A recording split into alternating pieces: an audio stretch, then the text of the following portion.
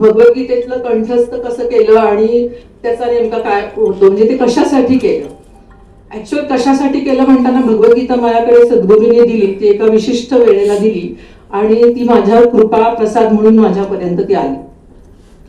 म्हणजे एका आईला जेव्हा अत्यंत दुर्धर आणि दुर्दैवी प्रसंगाला सामोरं जायला लागतं, ते प्रसंग आला, ते प्रसंग दोघांच्या आई वडील म्हणून दोघांना आमच्या आयुष्यात आला आणि त्यावेळेला स्वाभाविक होतं की सगळं धैर्य नष्ट होतं आणि आता काहीही करायला नको अशी एक मानसिकता तयार होते.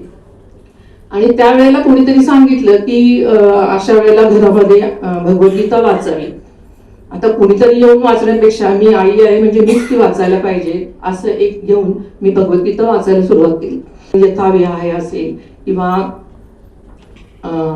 जातस्य ही ध्रुव मृत्यू आहे, असे सगळे जे हे आहेत, देहिनोस्मिन यथा देही कौमार यौवनजरा तथा देहांतर प्राप्ती, म्हणजे जे काय आहे ते सर्व जे काय आहे ते प्रारब्धानुसार गोष्टी घडतात आणि आपण देह सोडून आत्म्याकडे बघायला पाहिजे ही नजर तिथे आली आणि ही केवळ गुरुकृपा आहे.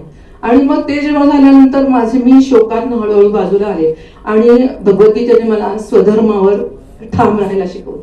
स्वधर्म काय होता माझा, तर मी एक आयुर्वेदिक प्रॅक्टिशनर होते आणि धन्वंतरींनी मला आयुर्वेदासाठी निवडलेलं होतं.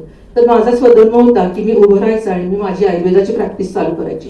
माझ्यावर बरेच रुग्णही अवलंबून होते आणि माझा स्टाफही माझ्यावर, ज्या बऱ्याच परित्यक्ता स्त्रिया माझ्याकडे कामाला होत्या, त्यांचं सगळं आयुष्य आणि त्यांचं हे सगळं माझ्यावर अवलंबून होतं. असं असताना मला मी घरी बसून चालणार नव्हतं, त्यामुळे मी उठून माझी प्रॅक्टिस 15 दिवसापासून परत चालू केली. आणि ती करत असताना लक्षात आलं की ह्याच्या गरज हे झालं माझ्या बाबतीत. मी करत गेले आणि करता करता मी शिकत गेले.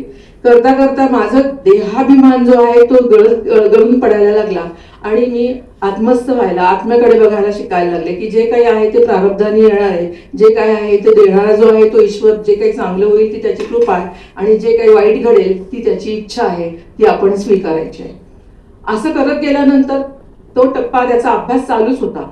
आणि मग गीता धर्म मंडळामध्ये अशा पद्धतीने शिक्षण देतात आणि गीता चांगली शिकवतात असं मला समजलं. त्यामुळे ज्या शास्त्राने मला परत उभं केलंय त्या शास्त्राचा मला अभ्यास करायला पाहिजे हे माझ्या मनाने घेतलं आणि मी गीतेचा अभ्यास करायला लागले. आणि मग तिथे परत जसं ग्रॅज्युएशन आपलं 3 वर्षाचं असतं तसा एक 3 वर्षाचा भगवद्गीतेचा ग्रॅज्युएशनचा कोर्सच असतो तिथे, आणि तो मी केला. तर तो करत असताना 3 वर्ष पूर्ण त्याला दिले, डीप स्टडी झाला. ते करता करता गीता कंठस्थ झाली. कंठस्थ याच्यासाठी केली की पाठण जे काय आपण करतो त्याच्यामुळे ती हृदयस्थ व्हायला मदत होते आणि अशा पद्धतीने जर आपण ती हृदयस्थ केली तर कधी काळी जाऊन कुठल्या तरी जन्मात ती नक्की आत्मस्थ होईल. आणि मग ह्याचा मला पेशंटसाठी सुद्धा उपयोग व्हायला लागला. कारण येणारे पेशंट बरेच वेळेला स्त्रियांच्या बाबतीत दिसतो आपल्याला, तिच्यावर असणाऱ्या कौटुंबिक जबाबदाऱ्या आहेत, तिला करिअरचे जे काही परिश्रम आहेत, घर पण सांभाळायचंय, करिअर पण करायचंय, सामाजिक गोष्टी ज्या आहेत त्या सगळ्या सांभाळायच्या आहेत. हे करता करता तिची जी काही मानसिक ओढाताण होते त्यासाठी तिला ह्या तत्वांचा आणि ह्या गोष्टींचा, सगळ्या जी तत्व आहेत ती सांगण्याचा तिला उपयोग होतोय. असं झाल्यामुळे मी त्यांनाही सांगू लागले की तुम्ही ह्या गोष्टी म्हणजे करायच्या आहेत त्या सगळ्या निष्काम कर्मयोग म्हणून करा.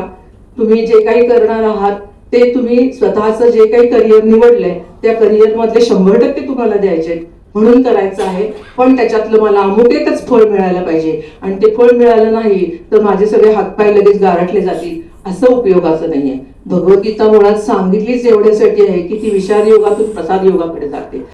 उभं केलेलं आहे गीतेनं, तेच आपल्याला सगळ्यांना करायचंय. कारण आजकाल जे काही समाजामध्ये दिसतंय की लहान मुलांपासून IT मधल्या मोठ्या उच्च पदस्थ लोकांना अँझायटी आहे, डिप्रेशन आहे आणि त्यामुळे त्यांचे बरेच प्रॉब्लेम वाढलेले आहेत. हे सगळं असताना त्यांना आपल्याला नक्की सांगावं लागणार आहे की तुम्ही हे करत असताना केवळ हे सगळं होतंय कशामुळं, तर मी, माझं आणि मलाच हे जे काही वाढलेलं आहे आता त्यामुळे, आणि त्या प्रत्येकाला लागतो मीच केलं, माझंच सगळं कर्तृत्व आहे, नंतर माझं हे सगळं माझेच आहे, म्हणजे माझे आप्तस्वकीय, माझा मुलगा, माझी मुलगी, माझे नातेवाईक, एवढ्या पुरतं आपण सगळे मर्यादित राहतो. ते आपलं कमी व्हायला पाहिजे आणि मलाच म्हणजे जे काही उत्कर्ष व्हायचा तो केवळ माझाच व्हायला पाहिजे, इतरांना ते मिळायला नको. ही झाली केवळ आसक्ती आणि ही झाली त्याच्यातनं येणारी ईर्ष्या. हे सगळं जर आपण एका विशिष्ट पद्धतीने जर थांबवू शकलो तर येणारे अँझायटी आणि जे डिप्रेशन्सचे जे केसेस वाढत आहेत ते कमी होतील. शेवटी आयुर्वेद हे पण शास्त्र आहे. आयुर्वेद ही काही पॅथी नाहीये. पॅथी म्हटलं की ती एक फक्त उपचार पद्धती होते आणि कारण आयुर्वेद हे शास्त्र आहे. शास्त्र जेव्हा म्हणतो तेव्हा शासनात शास्त्र म्हणतो आपण, म्हणजे जे शासनात काय ते तत्शास्त्र. शासनात काय ते म्हणजे काय तर त्यातले जे काही नियम आणि गोष्टी सांगितल्या आहेत त्यांनी तुमच्या आयुष्याचं रक्षण होणार आहे. आयुर्वेद हे जे काही शास्त्र आहे ते शास्त्र संपूर्ण आयुष्याला उपकारक आहे. कारण स्वस्थाचं रक्षण करणं आणि विकाराचं प्रशमन करणं हाच आपला मुळातला गाभा आहे. स्वस्थाचं रक्षण करण्यासाठी आपण दोष, धातू, मल आणि जेव्हा अग्नी यांचं साम्यावस्था बघतो त्यावेळेला प्रसन्न आत्मा, इंद्रिय, मन हे आपण सांगितलेलं आहे. त्यामुळं प्रसन्न आत्मा, इंद्रिय, मन करण्यासाठी आपल्याला दुसऱ्या शास्त्राचा पण आधार घ्यायला लागतो आणि ते शास्त्र हे म्हणजे आपल्या भारतीयांचा आत्मा आणि तो आहे भगवद्गीता. हे सुद्धा एक अत्यंत गुह्य शास्त्र आहे. म्हणून ही दोन्ही शास्त्र जर हातात हात घालून पुढे गेली तर भारताचा उत्कर्ष नक्की आहे. म्हणून आपलं जेव्हा मन डळमळीत होतं तेव्हा आपण स्वतःला जाणायचं आहे की आपण आहोत कोण. तर आपण म्हणजे केवळ शरीर नाही तर आपण शरीर, मन आणि आत्मा यांचा मिळून संयोग आहोत. मग आपलं मन जर त्या शरीराकडे धावायला लागलं तर ते त्याच्या इंद्रियांकडे धावून वेगवेगळ्या अभिलाषा फक्त निर्माण होत राहतील. पण ते जर आपण आत्म्याला जोडलं तर आपण आत्मस्थ होऊ आणि शेवटी आपला प्रवास तिकडेच चालू राहील. म्हणजे म्हणून आपल्याला देह आहे त्या देहातनं आपला प्रवास देवाकडे करायचा आहे. पण तो देवाकडे करताना देश मध्ये लागतो, देशातली माणसं मध्ये लागतात, देशातला समाज मध्ये लागतो, त्यांच्यासाठी आपल्याला द्यायचंय.